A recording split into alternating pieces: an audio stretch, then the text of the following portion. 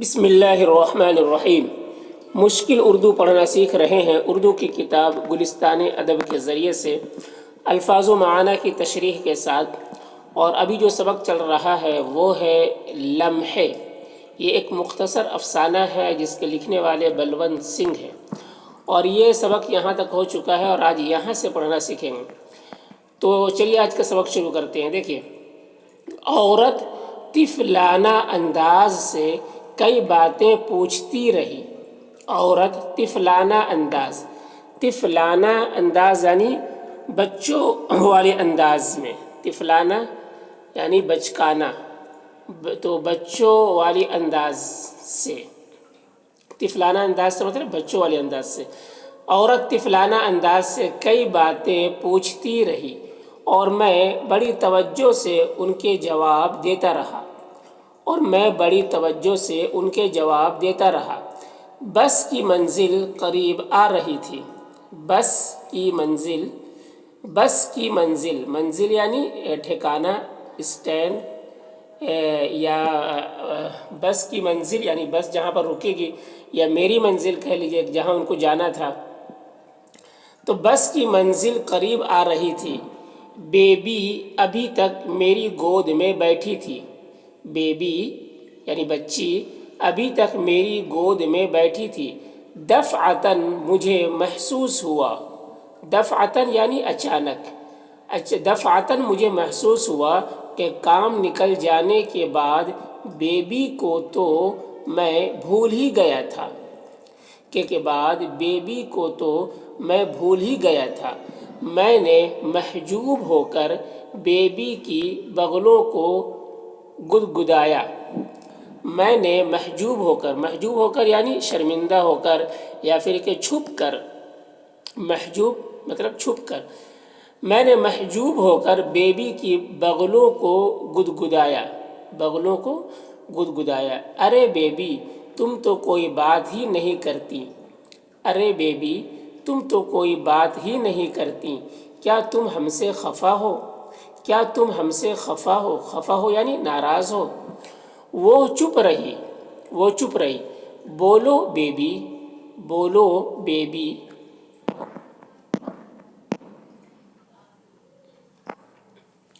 لاہیں، baby نے انکار کے طور پر سر ہلاتے ہوئے جواب دیا۔ کیا جواب دیا؟ لاہیں، یعنی بچے اپنے انداز میں بولتے ہیں تو وہی اسی کو کھینچا ہے، لاہیں ہے نا، لاہیں یعنی بچے ایسے کرتے ہیں تو وہی لاہیں۔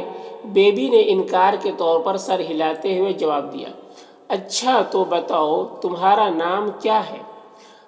تو بتاؤ تمہارا نام کیا ہے؟ میرا لام۔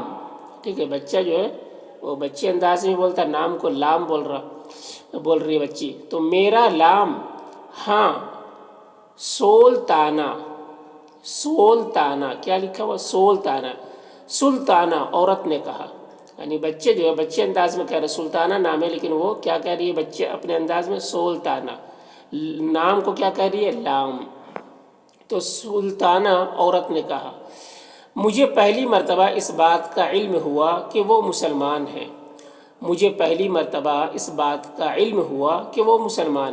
سلطانہ کی بغلوں کو گدگداتے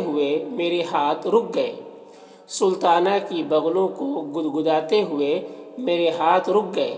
میں نے قدرے ہچکچاتے ہوئے دریافت کیا۔ قدرے یعنی تھوڑا، ہچکچاتے ہوئے دریافت یعنی پوچھا، کیا آپ مسلمان ہیں؟ جی، یہ کہہ کر عورت نے میری طرف استفہامیہ نظروں سے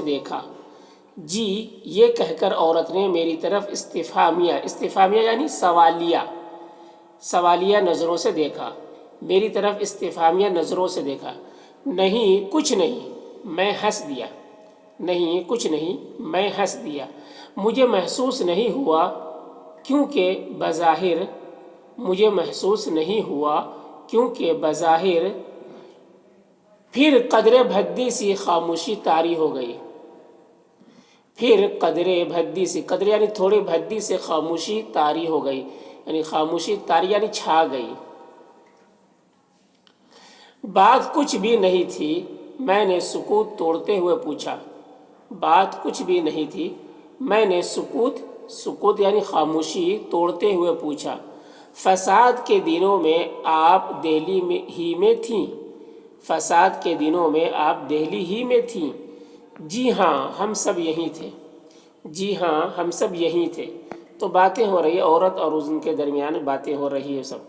میرے دل کو نامعلوم کیا ہونے لگا، میرے دل کو نامعلوم کیا ہونے لگا، میں نے رکی رکی آواز میں پوچھا، میں نے رکی رکی آواز میں پوچھا، آپ کو کوئی تکلیف تو نہیں ہوئی؟ آپ کو کوئی تکلیف تو نہیں ہوئی؟ عورت نے قدرے سکوت کیا، عورت نے قدرے سکوت کیا یعنی تھوڑی دیر خاموش رہی۔ عورت نے قدرے سکوت کیا، بس کچھ نہ پوچھئے، بس کچھ نہ پوچھئے، مالی نقصان بہت ہوا، جانیں بچ گئیں، مالی نقصان بہت ہوا، جانیں بچ گئیں، یہی غنیمت سمجھیے، یہی غنیمت سمجھیے۔ کناٹ پلیس میں ہماری دکان لٹ گئی، کناٹ پلیس میں ہماری دکان لٹ گئی، مکان میں فسادی گھس آئے، مکان میں فسادی گھس آئے، لیکن پیشتر اس کے کہ کوئی نقصان ہوتا پولیس آ گئی، لیکن پیشتر یعنی قبل اس کے یعنی کچھ ہونے سے پہلے، لیکن پیشتر اس کے کہ پولیس آ گئی، میرا سر جھک گیا، میرا سر جھک گیا، ایسا کیوں ہوتا ہے، ایسا کیوں ہوتا ہے، ایسا کیوں ہوتا ہے، ایسا کیوں ہوتا ہے۔ اسٹینڈ پر پہنچ کر بس رک گئی، اسٹینڈ پر پہنچ کر بس رک گئی، اس خیال سے کہ عورت تنہا ہے، اس خیال سے کہ عورت تنہا ہے اور بچے دو، شاید اسے میری مدد کی ضرورت ہو، شاید اسے میری مدد کی ضرورت ہو۔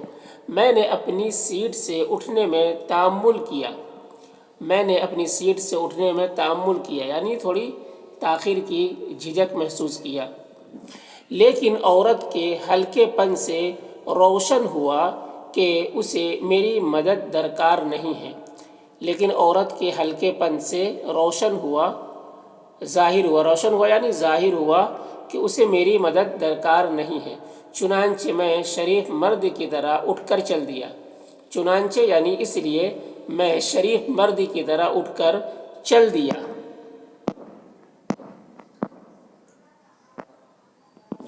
چند قدم چلنے کے بعد میں نے یوں ہی گھوم کر دیکھا، چند قدم یعنی کچھ قدم چلنے کے بعد میں نے یوں ہی گھوم کر دیکھا کہ وہ عورت اٹھ کر دروازے کی جانب بڑھ رہی ہے، کہ وہ عورت اٹھ کر دروازے کی جانب بڑھ رہی ہے، لیکن اس کے قدم اکھڑے اکھڑے دکھائی دیتے تھے، لیکن اس کے قدم اکھڑے اکھڑے دکھائی دیتے تھے، وہ قدرے لنگڑا کر چل رہی تھی، وہ قدرے لنگڑا کر چل رہی تھی یعنی تھوڑا لنگڑا کر چل رہی تھی۔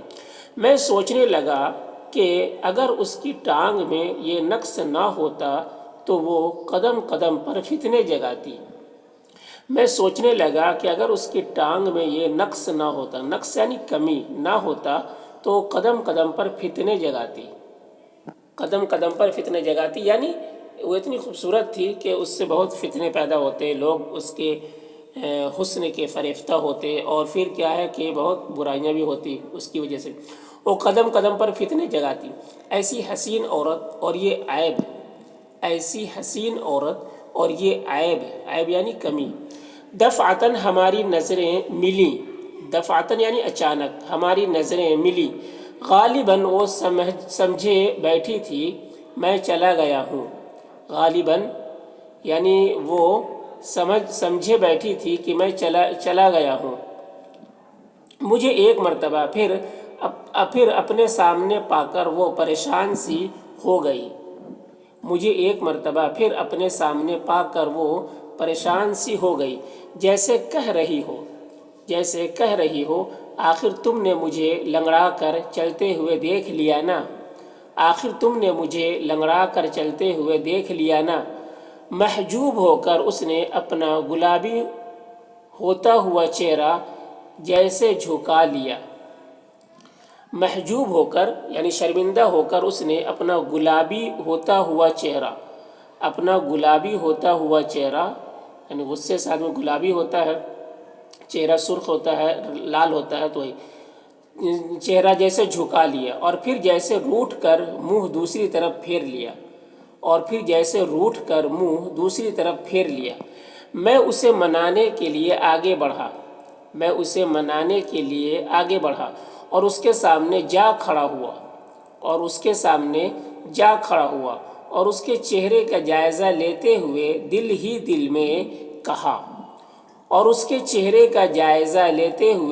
دل میں کہا معزز خاتون تم بہت حسین ہو، تم حسن کی پتلی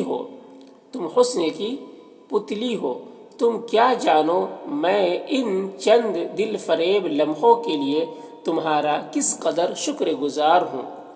تم حسن کی پتلی ہو، کہتے ہیں نا پتلا، کہ یہ مطلب مثال دیتے ہیں، یعنی تم تو سراپا حسن ہو، پورا کا پورا حسن ہو، تم حسن کی پتلی ہو، تم کیا جانو میں ان چند دل فریب لمحوں کے لیے، دل فریب یعنی دل کو فریفتہ کر دینے والے، دل کو خوش کر دینے والے لمحے، وقت کو تمہارا کس قدر شکر گزار ہوں۔ اور پھر میں نے قدر بلند آواز میں کہا معاف کیجیے گا، آپ کچھ پریشان سی نظر آتی ہیں، کیا آپ کو کہیں آگے جانا ہے؟ ٹانگا لاؤں، ٹانگا یہ گھوڑا گاڑی کو کہتے تھے، ٹانگا لاؤں یا آپ کو کسی کا انتظار ہے؟ اس نے سر پر دوپٹہ سنوارتے ہوئے جواب دیا، جی جانا تو قریب ہی ہے، وہ نہیں آئے، ملازم کو تو بھیج دیتے، ملازم کو تو آنا ہی چاہیے تھا، ملازم یعنی نوکر کو تو آنا ہی چاہیے تھا۔ میں نے آگے بڑھ کر لڑکی کو گود میں اٹھا لیا اور بولا چلیے میں آپ کو چھوڑ آؤں۔ وہ بغیر کچھ کہے میرے ساتھ ہو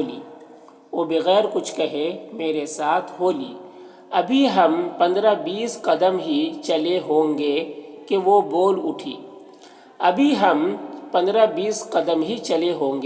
کہ وہ بول اٹھی، لیجیے وہ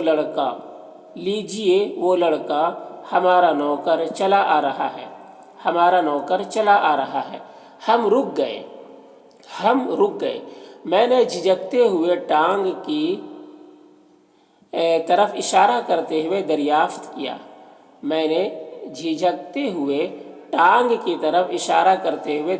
کیا، کیا پیدائشی نقص ہے؟ یعنی یہ کیا پیدائشی اس طریقے سے ٹانگ آپ کی ڈیمیج ہے؟ اس نے قدرے تأمل کیا، پھر اپنی آنکھیں میری آنکھوں میں ڈالتے ہوئے مسکرا کر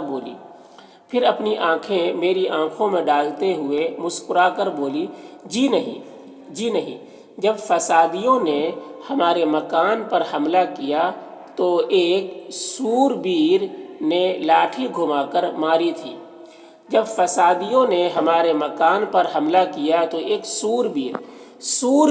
سوربیر کہتے ہیں جنگجو کو، یعنی فسادی کو، لڑاکو کو، لڑنے والے کو سوربیر کہتے ہیں۔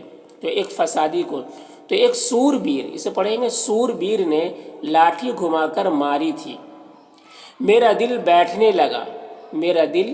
لگا، لرزتے ہوئے ہاتھوں سے میں نے بچی کو نوکر کی طرف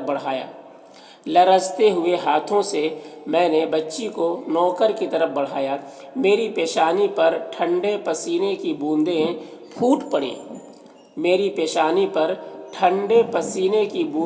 پھوٹ پڑیں، کانپتے ہوئے ہاتھ سے جیب میں رومال ٹٹولنے لگا، کانپتے ہوئے ہاتھ سے جیب میں رومال ٹٹولنے لگا۔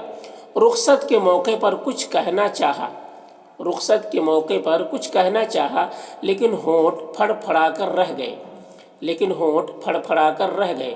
چنانچہ میں کچھ اس انداز سے 2 قدم پیچھے ہٹا، چنانچہ میں کچھ اس انداز سے 2 قدم پیچھے ہٹا، جیسے وہ قدیم بابلیوں کی حسین شہزادی ہو، جیسے وہ قدیم بابلیوں کی حسین شہزادی ہو۔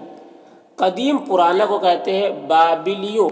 بابل ایک شہر ہے جو کہ عراق میں ہے، تو وہاں اس کی طرف اشارہ ہے، تو اس کے بارے میں کہہ رہے ہیں کہ جیسے وہ قدیم بابلیوں کی حسین شہزادی ہو، یعنی اس بابل میں پرانے وقت میں جو بابل تھا، وہاں کا بادشاہ کی جو بیٹی تھی بہت ہی حسین تھی، تو اس کی طرف اشارہ کرتے کہ کہہ رہے ہیں کہ جیسے وہ قدیم بابلیوں کی حسین شہزادی ہو۔ میری آنکھیں جھک کر اس کے قدموں پر جم گئی، میری آنکھیں جھک کر اس کے قدموں پر جم گئیں۔ میں نے تصور میں اس کے ہاتھ پاؤں پر سر رکھ دیا، میں نے تصور میں یعنی خیالی دنیا میں، میں نے تصور میں اس کے پاؤں پر سر رکھ دیا، پھر اچٹتی ہوئی نظروں سے اس کی جانب دیکھا، تو معلوم ہوا کہ اب ان آنکھوں میں وہ روکھا پن نہ تھا، نہ سختی، اور پھر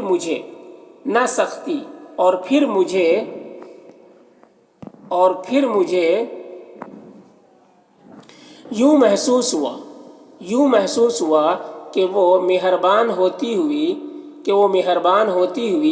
کسی خود سر ملکہ کی طرح کہہ رہی ہے، وہ مہربان ہوتی ہوئی کسی خود سر ملکہ کی طرح کہہ رہی ہے، ماں بدولت خوش